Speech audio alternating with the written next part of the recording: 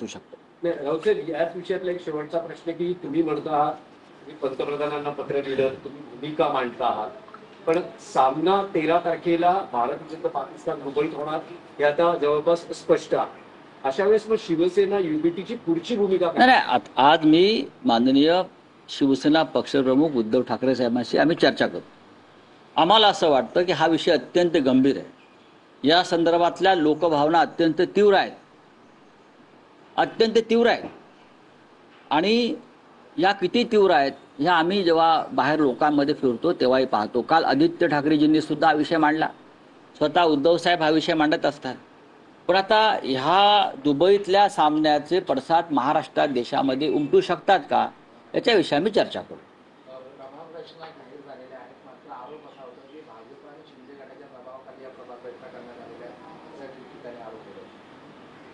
होऊ शकतो. जर राहुल गांधी यांना मतचोरी विरुद्ध एक यात्रा काढावी लागली निवडणूक आयोगाविरुद्ध, तर महापालिका निवडणुकीमध्ये आपल्या सोयीच्या प्रभाग रचना कराव्यात. यासाठी हा मिंदे गट किंवा भाजपा किंवा इतर लोक कोणत्याही थराला जाऊ शकतात. या देशामध्ये निवडणुका स्वच्छ आणि स्पष्ट वातावरणात कधीच होणार नाहीत जोपर्यंत मोदी शहांसारखे लोक या देशात सत्तेवर आहेत. मग मुंबईच्या महानगरपालिका असो, विधानसभा असो किंवा लोकसभा असो. कारण इतकंच सांगेन मी, पैशाची प्रचंड ताकद आणि सत्तेचा गैरवापर ह्याच्यामुळे निवडणुका जिंकण्यासाठी हे कोणत्याही थराला जातात. साहेब, काल शरद पवार यांनी असं सांगितलं की उपराष्ट्रपती पदाच्या निवडीत देवेंद्र फडणवीस यांनी समर्थनासाठी त्यांना फोन केला होता. त्यावर त्यांचं असं त्यांना म्हणणं होतं की आम्ही विरोधी पक्षाचा उमेदवार दिलेला आहे, त्यामुळे एनडीएच्या उमेदवाराला पाठिंबा देणं शक्य नाही. याच्यामध्ये उद्धव ठाकरे असं म्हणतात की आम्ही चर्चा करून निर्णय घेऊ. मला असं वाटत नाही ते असं बोलले.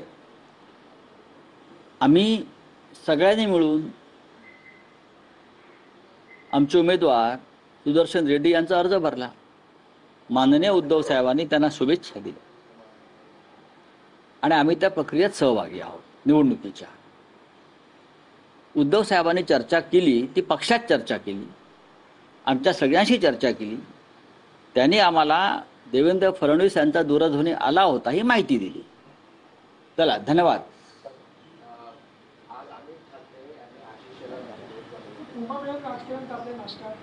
ठीक आहे. एक त्यांनी पवार साहेबांनी एक काल पत्रकार परिषदेत सांगितलं की कशा पद्धतीनं हेमंत सोरेन यांना राजभवनात राज्यपाल पण हे मी सुद्धा सांगितलेलं आहे ना आधी. हे आम्ही दिल्लीत बोललोय. सगळ्यात आधी मी सांगितलं की राजभवनामध्ये राजीनामा द्यायला गेले मुख्यमंत्री पदाचा नैतिकतेच्या मुद्द्यावर, आणि जे उपराष्ट्रपती पदाचे उमेदवार आहेत त्यांच्या समोर त्यांना ईडीने अटक केली. त्यांच्या समोर हे अत्यंत अमानुष कृत्य होतं. आणि हे उपराष्ट्रपती पदाचे उमेदवार